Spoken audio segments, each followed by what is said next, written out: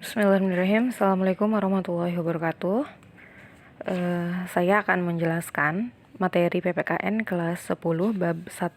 Nilai-nilai Pancasila dalam kerangka praktik penyelenggaraan pemerintahan negara. Silahkan dibuka e-booknya masing-masing, atau kalau misalkan sudah pinjam buku, boleh dibuka bukunya ya. Ya, kita akan membahas bagian A, yaitu apa? Sistem pembagian kekuasaan negara Republik Indonesia. Sebelumnya, di sini sudah disajikan ada macam-macam kekuasaan negara. Ternyata kekuasaan itu sendiri adalah kemampuan seseorang untuk mempengaruhi orang lain agar dia melakukan tindakan-tindakan yang dikehendaki atau diperintahkan oleh kita, gitu ya, yang punya kekuasaan, gitu. Nah, di sini ada macam-macam kekuasaan. Menurut John Locke, yaitu apa? Menurut John Locke, kekuasaan negara itu dibagi menjadi 3. Ada kekuasaan legislatif, yaitu kekuasaan untuk membuat undang-undang. Lalu ada kekuasaan eksekutif, yaitu kekuasaan untuk melaksanakan undang-undang. Dan juga ada kekuasaan federatif, yaitu kekuasaan untuk melaksanakan hubungan luar negeri. Itu menurut John Locke. Oke. Berikutnya ada jenis kekuasaan menurut Montesquieu. Yang pertama ini ada kekuasaan legislatif, yaitu kekuasaan untuk membentuk undang-undang. Lalu ada kekuasaan eksekutif, yaitu kekuasaan untuk melaksanakan undang-undang. Dan yang ketiga yaitu kekuasaan yudikatif, yaitu kekuasaan untuk mempertahankan undang-undang, gitu ya. Jadi di sini ada macam-macam kekuasaan, ada menurut John Locke dan juga menurut Montesquieu. Gitu. Lalu bagaimana konsep pembagian kekuasaan di Indonesia? Ternyata sebelum kita bahas konsep pembagian kekuasaan di Indonesia, ini ada negara lain itu ada yang menggunakan yang namanya pemisahan kekuasaan. Jadi ada konsep pembagian kekuasaan, ada juga konsep pemisahan kekuasaan. Bedanya apa sih pemisahan kekuasaan dengan pembagian kekuasaan? Nah, kalau pemisahan kekuasaan ini adalah kekuasaan negara itu terpisah-pisah, ada bagian-bagian tertentu gitu ya. Dan setiap bagian-bagian tersebut itu mereka melakukan kerjanya tanpa memerlukan koordinasi atau kerjasama antara satu lembaga dengan lembaga yang lain. Itu pemisahan kekuasaan, benar-benar dipisah dan tidak ada koordinasi antar lembaga-lembaga negara tersebut gitu. Berbeda dengan pembagian kekuasaan. Kalau pembagian kekuasaan itu memang kekuasaan negara itu dibagi-bagi menjadi beberapa bagian atau menjadi beberapa lembaga, tapi dimungkinkan adanya koordinasi atau kerjasama antar lembaga-lembaga negara gitu. Nah, Indonesia itu menggunakan konsep yang pembagian kekuasaan, gitu ya. Jadi antar lembaga-lembaga atau bagian-bagian kekuasaan yang ada di Indonesia tadi itu mereka saling melakukan kerjasama, gitu ya. Dimungkinkan untuk adanya koordinasi atau kerjasama. Nah, kita baru bahas nih. Lalu bagaimana konsep pembagian kekuasaan di Indonesia? Nah, pembagian kekuasaan di Indonesia dibagi lagi ada 2 menurut jenisnya ya. Ada pembagian kekuasaan secara horizontal dan juga ada pembagian kekuasaan secara vertikal. Kita bahas yang pembagian kekuasaan secara horizontal. Jadi pembagian kekuasaan secara horizontal ini adalah pembagian kekuasaan yang menurut fungsi lembaga-lembaga tersebut gitu ya. Jadi memang karena fungsinya yang berbeda-beda gitu, maka kekuasaan ini dibagi-bagi menjadi 6 kekuasaan secara horizontal. Yang pertama ada kekuasaan konstitutif. Yang kedua ada kekuasaan eksekutif, ketiga ada kekuasaan legislatif, keempat ada kekuasaan yudikatif, 5 kekuasaan eksaminatif, dan yang keenam ada kekuasaan moneter. Kita bahas yang kekuasaan konstitutif yang pertama. Jadi kekuasaan konstitutif ini adalah kekuasaan untuk mengubah dan menetapkan undang-undang dasar. Ada undang-undang dasarnya ya, ada dasarnya, sorry. Jadi undang-undang dasar UUD, bukan cuma undang-undang gitu. Jadi kekuasaan konstitutif ini kekuasaan untuk mengubah dan menetapkan UUD, undang-undang dasar. Nah, lembaga yang berwenang di dalam kekuasaan konstitutif di Indonesia itu lembaganya adalah MPR, Majelis Permusyawaratan Rakyat. Dasar hukumnya dari pasal 3 ayat 1 UUD 1945. Silahkan dibaca ya, nanti ada di bukunya. Di e-booknya ada ya. Di e-book ada. Lalu yang kedua ada kekuasaan eksekutif. Kekuasaan eksekutif ini adalah kekuasaan untuk menjalankan undang-undang. Gitu ya. Berarti lembaganya siapa di Indonesia yang menjalankan undang-undang ini? Adalah presiden. Gitu. Ya. Dasar hukumnya pasal 4 ayat 1 UUD 1945. Lalu yang ketiga ada kekuasaan legislatif, yaitu kekuasaan untuk membentuk undang-undang. Ini beda ya, undang-undang saja, bukan undang-undang dasar karena berbeda. Yang ketiga ada kekuasaan legislatif, kekuasaan untuk membentuk undang-undang. Lembaganya di Indonesia adalah DPR, Dewan Perwakilan Rakyat. Dengan dasar hukumnya itu pasal 20 ayat 1. Lalu yang keempat ada kekuasaan yudikatif, adalah kekuasaan disebut juga sebagai kekuasaan kehakiman. Nah, kekuasaan kehakiman ini berarti dia gunanya adalah menegakkan hukum dan keadilan gitu ya. Lembaga yang berkuasa secara yudikatif ini adalah Mahkamah Agung dan juga Mahkamah Konstitusi. Dasar hukumnya di pasal 24 ayat 2.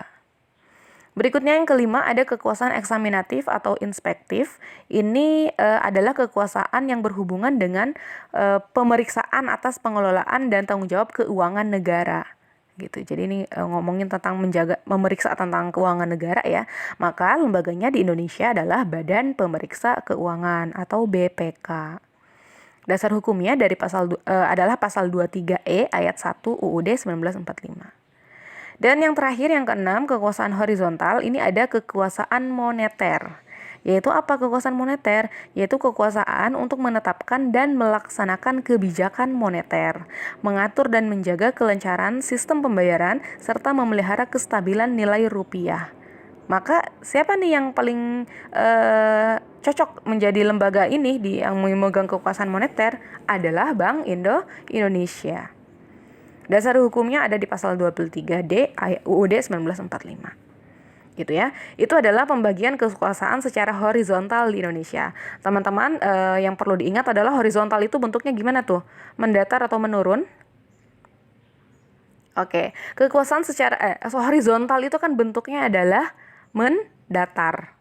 Gitu ya. Berarti mendatar ke 6 lembaga negara ini tadi ya, dari yang memegang kekuasaan konstitutif sampai yang memegang kekuasaan moneter, ke-6 kekuasaan ini beserta berupa lembaga-lembaga negaranya yang ada di Indonesia, semuanya kedudukannya adalah setara. Karena tadi dibagi horizontal itu kan mendatar gitu. Jadi kekuasaan ini semuanya setara. Dan setiap kekuasaan yang secara horizontal ini, mereka itu di setiap tingkatan-tingkatan kekuasaan, nanti kita akan bahas yang vertikal, itu mereka punya di setiap kekuasaan yang pusatnya ada, di pemerintah pusat ada, di pemerintah daerah juga ada. Jadi keenam kekuasaan ini mereka semuanya ada di setiap tingkatan pemerintahan, baik yang pusat maupun yang daerah. Gitu. Karena ini adalah kekuasaan secara horizontal yang sifatnya mendatar, artinya kedudukan mereka adalah setara. Tidak ada yang lebih tinggi, juga tidak ada yang lebih rendah. Gitu ya. Oke. Berikutnya ada pembagian kekuasaan secara vertikal. Nah, yang vertikal ini berarti bentuknya apa? Menurun. Oke. Karena menurun berarti ada tingkatannya. Gitu. Karena ada tingkatannya, karena memang secara pengertian pembagian kekuasaan secara vertikal ini adalah pembagian kekuasaan berdasarkan tingkatannya. Jadi memang di Indonesia itu kekuasaan juga ada tingkatan. Ada tingkatan pemerintah pusat, juga ada tingkatan pemerintahan daerah. Nah, tingkat pemerintahan yang daerah ini dibagi lagi nih. Ada pemerintahan daerah provinsi, ada juga pemerintahan daerah kabupaten atau kota. Gitu. Jadi memang ini yang vertikal karena dia menurun, berarti kan ada tingkatannya tuh ya. Yang paling atas adalah pusat, lalu ada daerah provinsi, lalu juga ada daerah kabupaten atau kota. Karena kabupaten dan kota setara. Gitu. Gitu ya. Jadi ini pembagian kekuasaan secara vertikal. Isinya apa saja tuh Bu di dalam-dalamnya? Ya, ini serupa dengan isinya adalah yang tadi, yang horizontal tadi. Jadi 6 kekuasaan yang sebelumnya tuh yang konstitutif, legislatif, yudikatif sampai moneter gitu ya. Ini ke-6-6-nya kekuasaan ini ada di setiap tingkatan tadi.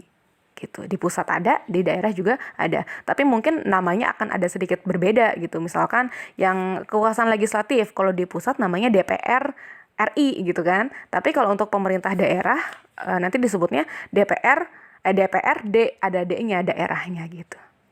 DPRD gitu ya. Jadi memang sebetulnya sama gitu ya, ada kekuasaannya, tapi memang bertingkat gitu. Ada yang pusat dan ada yang daerah. Ya. Jadi itulah konsep pembagian kekuasaan di Indonesia. Ada yang secara horizontal, ada yang juga secara vertikal. Gitu. Oke, sekarang kita beralih ke materi B, yaitu kedudukan dan fungsi Kementerian Negara Republik Indonesia.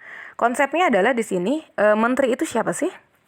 Menteri itu adalah para pembantu presiden, gitu ya. Jadi tugasnya adalah membantu presiden untuk mengurus negara, gitu. Untuk menjalankan kekuasaannya, gitu ya, menjalankan undang-undang. Gitu ya. Jadi memang presiden ini pastilah harus dibantu untuk menjalankan seluruh urusan-urusan yang ada di dalam negara kita. Gitu ya. Ini dasar hukumnya ada di pasal 17 UUD 1945. Nah, kementerian-kementerian ini ternyata banyak juga nih pembagian atau klasifikasinya. Klasifikasinya nanti silahkan dibaca. Ini ada banyak sekali kementerian yang ada di Indonesia dari halaman 15, 17. Itu ada ya. Itu ada macam-macam kementerian yang ada di Indonesia. Ada Kementerian Keuangan, Ketenagakerjaan, Perindustrian, Dalam Negeri, Hukum, dan HAM, Kementerian Luar Negeri. Wah, banyak sekali. Silahkan nanti dibaca. Oke, berikutnya tadi selain ada kementerian juga disebutkan bahwa ada yang namanya LPNK. LPNK itu apa sih? LPNK ini adalah lembaga pemerintah non-kementerian. Bedanya apa dengan kementerian? Kok yang ini ada non-kementeriannya? Nah, LPNK ini sebetulnya tugasnya mirip ya. Sama-sama seperti kayak menteri, yaitu apa? Membantu presiden juga gitu. Dan dia pun, LPNK ini pun bertanggung jawab langsung kepada presiden gitu. Tapi memang melalui menteri atau melalui pejabat setingkat menteri. Artinya LPNK ini dibangun adalah untuk membantu kementerian gitu loh. Gitu ya. Dia bukan kementerian, tapi ini adalah lembaga negara yang tugasnya juga membantu presiden. Contoh-contoh LPNK itu apa? Nah, mungkin ini teman-teman sering mendengar ada yang namanya Bulog, Badan Urusan Logistik. Gitu ya. Ini adalah Bulog ini di bawah koordinasi Menteri Koordinator Bidang Perekonomian. Gitu. Jadi Bulog ini istilahnya turunan dari Kementerian Koordinator Bidang Perekonomian gitu. Atau contoh LPNK lainnya yang sering didengar mungkin adalah BPOM, ya, Badan Pengawas Obat dan Makanan, di bawah koordinasi Menteri Kesehatan, gitu. Jadi si LPNK dan si kementerian sama-sama membantu presiden. Cuma kalau LPNK ini tugasnya memang lebih rinci, gitu ya, beda dengan kementerian. Kalau kementerian misalkan ada Kementerian Kesehatan, maka kan tugasnya akan banyak sekali. Dia ngurusin obat, dia ngurusin tentang rumah sakit, dia ngurusin segala macam banyak gitu yang diurus sama kesehatan. Karena umum kan gitu ya, sifatnya umum kalau kementerian. Tapi kalau LPNK memang mengurus urusan yang lebih rinci gitu. Gitu ya. Contohnya tadi ada LPNK namanya BPOM. Tugasnya ngapain? Dia ngurusin masalah obat dan juga makanan. Gitu. Ada di bawah naungan koordinator Menteri Kesehatan gitu ya, karena kesehatan salah satu yang diurus juga adalah obat dan makanan gitu. Atau contoh LPNK lainnya ini ada apa ya? Yang sering didengar lah ya. Misalkan ada yang namanya BMKG, Badan Meteorologi, Klimatologi dan Geofisika. Gitu ya. Atau yang sering juga didengar adalah apa nih? BIN, Badan Intelijen Negara. Pasti sering dengar ya. Gitu. BNN, Badan Narkotika Nasional. Itu juga masuk ke dalam LPNK, Lembaga Pemerintah non kementerian. Gitu. Tugasnya lebih rinci dibanding kementerian. Gitu ya. Itu LPNK dan juga kementerian. Terakhir bagian C di bab 1 ini adalah nilai-nilai Pancasila dalam penyelenggaraan pemerintahan. Apa sih implementasinya dari nilai-nilai Pancasila dalam kita menyelenggarakan pemerintahan gitu ya. Implementasi itu kan berarti pelaksanaannya gitu. Bagaimana pelaksanaannya. Nah, ini pelaksanaannya silahkan nanti teman-teman baca, ada di materi yang saya share hari ini ya, dari halaman 21 sampai berapa tuh? 23 kali ya. Ya. Itu nanti ada nilai-nilai Pancasila yang bisa kita yang berkaitan dengan ini nih, penyelenggaraan pemerintahan gitu ya. Ya, nanti silahkan dibaca, itu tinggal dibaca aja. Nah, berarti apa lagi nih? Berarti materi untuk bab 1 sudah selesai, dan minggu depan kita bisa ulangan bab 1. Silahkan dipelajari materinya, rangkuman-rangkumannya juga silahkan dibaca kembali, dilengkapi lagi catatan yang belum lengkap. Semoga semuanya siap untuk mengikuti ulangan harian bab 1. Kurang lebihnya mohon maaf ya. Assalamualaikum warahmatullahi wabarakatuh.